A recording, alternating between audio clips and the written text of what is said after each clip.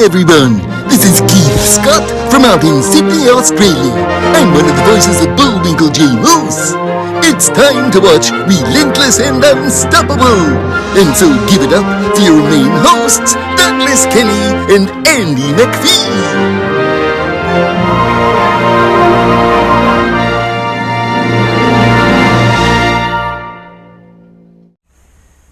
Got it. So, how did it feel for you when it got released, and how was it released? So it hasn't been released yet, because post-production is really tough, and I think they don't tell you that part. So, we made this film with pretty much no budget. I was incredibly fortunate that all of the crew and cast who came on board all volunteered their time.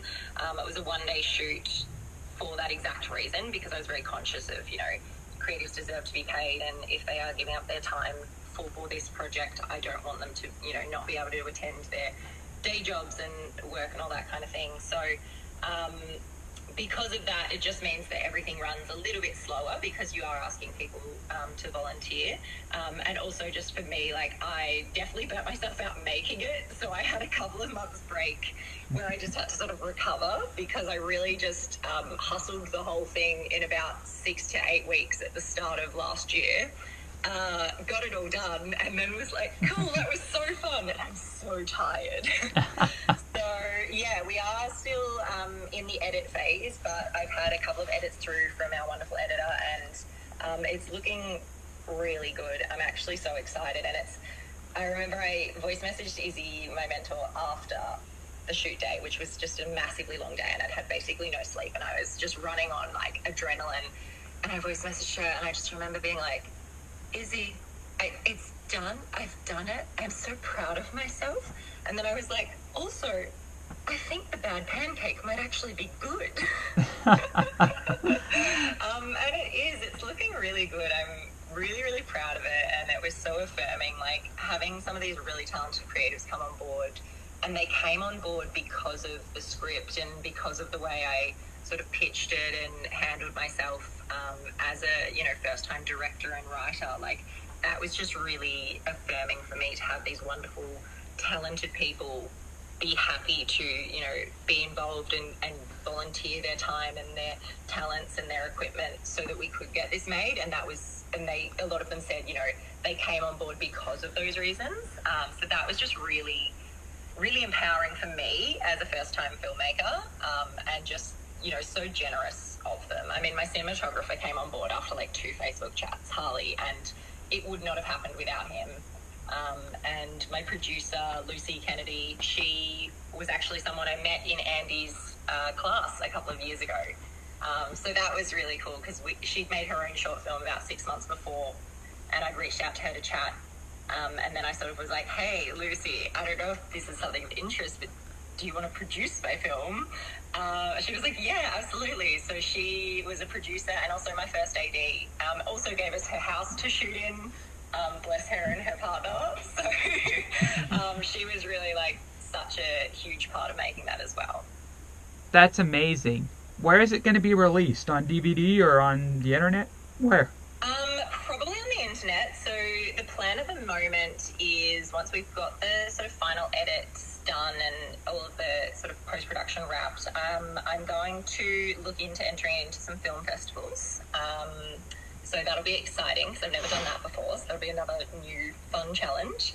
And I really want to have a private showing, because I really want to celebrate the work that everybody did and give back to those creatives who were involved. And sort of do a private friends and family screening, because I know that with film festivals, it does have, some of them do require it to be the premiere of it. And then from there, I'd say it'll probably just go onto the internet, either YouTube or Vimeo, I'm thinking. I've never really done a film release, so it's all me playing guesswork and asking people. But yeah, I just, I'm excited to have it out in the world. A lot of people in my life are always asking about it. They're like, how's the film coming? When can we watch it? I'm like, it's going, guys. I'll let you know. Don't worry. So yeah, I'm just really excited for it to be out there and for people to be able to see it and hopefully, feel something while they're watching it. I would love to watch it when it premieres. Yes, I will have to send you a link. Yeah, I would love one. I would love to see what masterpiece you made, what bad pancake you made. I'm very excited. I mean, there's always things that you watch and you're like, oh, we could do this differently. But I think for what we achieved in, a 6-week turnaround in a 1-day shoot is just, I'm just so proud of it. I'm so proud of everyone that was involved. I'm so proud of myself. And I'm just so excited for it to be out there. Yeah, for sure. So what are your projects ahead of you this year? Oh, gosh. Like any good ADHD person, I have so many. ADHD, you have that? So many on the go. I've got the film that I was writing before One Last Time Forever is a film about netball and sort of, I'm still trying to find exactly what that looks like because it's such a huge part of my life and there's so many different aspects. But it's the premise I have for that is it's essentially like a love letter to the friendships and community I've built there because I've been playing with some of the people I've played with for, nearly 10 years and we are like a sort of family now, a lot of them are having kids now and we're involved in each other's lives and so that's sort of what I'm trying to figure out how to capture in a short film, which has been challenging. And I've also got a concept for a feminist dating comedy film that I would like to challenge myself to act and direct, which I have no idea what that looks like. And then I've also got a web series concept that I'm wanting to figure out how to write, but I've never written a web series or sort of longer form thing, so I've got to figure that part out. And that's sort of a comedy in the style of The Office, that kind of sort of sitcom comedy, mockumentary style. Got it. And then there's also a theatre show idea that sort of looks at a lot of the things that are happening in the world for women and women in Australia, and talks about violence towards women, and sort of looks at that and challenges some of the perspectives around that. So there's a lot on the go. It's all ideas in early stages, but it'll be fun. Hey, Steff, I have an idea to share with you. Yeah. Since it seems like you want to start making movies, about promoting what women deal with and, the abilities of women, Mm-hmm. There's this U.S. athlete that's now dead, and she was a former baseball player. Her name is Jackie Mitchell. Yeah. Jackie Mitchell was known in U.S. history and is still known to this day for having struck out two of the greatest baseball players in American history, Babe Ruth and Lou Gehrig. And she was 17 years of age at the time.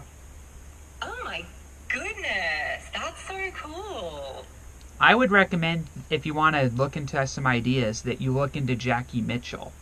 Yeah, that's a great recommendation. Thank you. I had, never heard of her, but I mean, the couple of male players that she struck out that you mentioned, I'm like, oh, I've heard of those people, and I don't even follow baseball, so she sounds incredible. Wow. Yeah, and I actually have a book about her coming to me in the mail from an author that I recently interviewed for the channel, and it's all about Jackie Mitchell, and it's titled Mighty Jackie, the Strikeout Queen. Wow. Oh, I'll have to have a look. That's awesome. Thank you. Thanks, Doug. Yeah, I suggest that if you want to do a short movie that you pick her at some point. Yeah, she sounds incredible. I mean, in Australian culture, it might be a little bit of a task to make sure that the story gets told in American baseball style, but, Yes.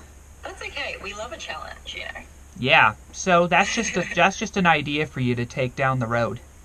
Yeah, that's awesome. Thank you. It's very much, I mean, as you've picked up on, it's very much something I'm passionate about, telling those stories, for women and about women and that kind of thing. And, obviously, also the marginalized communities and just getting some more of those voices heard.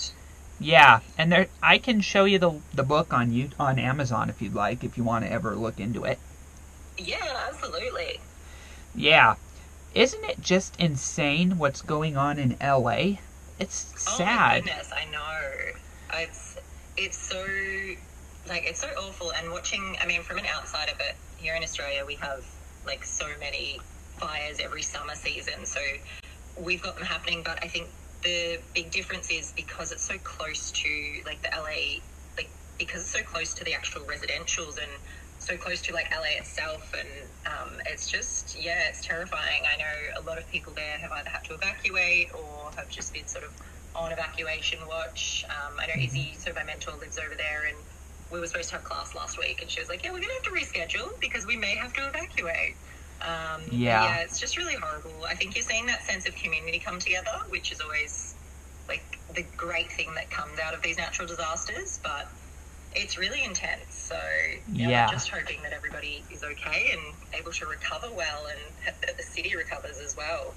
Yeah, and I have friends that lost homes at this time, and I feel heavily for them.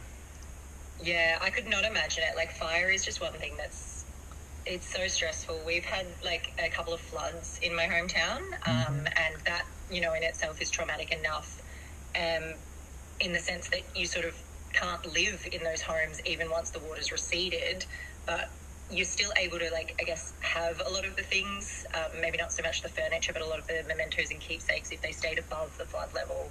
Yeah. You can still get them, but with fire, it just rips through, and it's terrifying. Yeah. Our thoughts and prayers from RNU go out to the people in LA.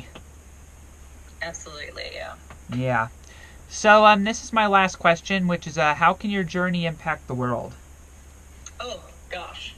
I mean, I guess from my perspective, I want to, share very authentically with people. I think that's something I'm wanting to do through my work and through everything I'm doing. Share very authentically, like, my story and the way that I have gone about things and the challenges I've faced, just in the hopes of making, like, even just one person feel a little less isolated and a little less alone. I think that, particularly with social media now, we can have a lot of those highlight reels on display, and I'm not always the best at it. Like, I definitely am like, I'm going to post these fun pictures to Instagram and not post, when I'm feeling really terrible. So I think trying to live that, a bit more authentically and share that through, creative projects, through writing and directing and making films, and I think just giving voices to some of those stories that have maybe not necessarily been heard before. And yeah, I hope that will make an impact. I hope that it will make at least, one person feel like they've been seen and heard, and that they belong, and that they're, able to be part of this world, and that they've got a place here. That's great to hear. Good on you, Steff. Oh, thanks, Doug. Where can people... we try our best, that's for sure. Yeah, for sure. So, where can people find you? Mostly through my Instagram at the moment, which is at Stephanie Poort, which is a double F in Stephanie and a double O in Port, just for fun. And then, hopefully soon through, hopefully some film festivals, might get lucky and get some film festival screenings over in the US, and swing on over there. And if you follow my Instagram, you'll be able to follow along with, my journey as a creative and what I'm working on next, and what I might be able to do to help other creatives, and also just the updates with One Last Time Forever. Sounds good. I wish you luck in that. Thank you very much. Thanks, Doug. Thank you. No problem. So everybody, I'd like to thank Steff for appearing on RNU. Please check her out on social media and stay tuned to her upcoming movie, which is again titled One Last Time Forever, and we'll see you next time on RNU. Gee, that's all we have for Relentless and Unstoppable. So tune into the next episode to hear more amazing stories from amazing guests.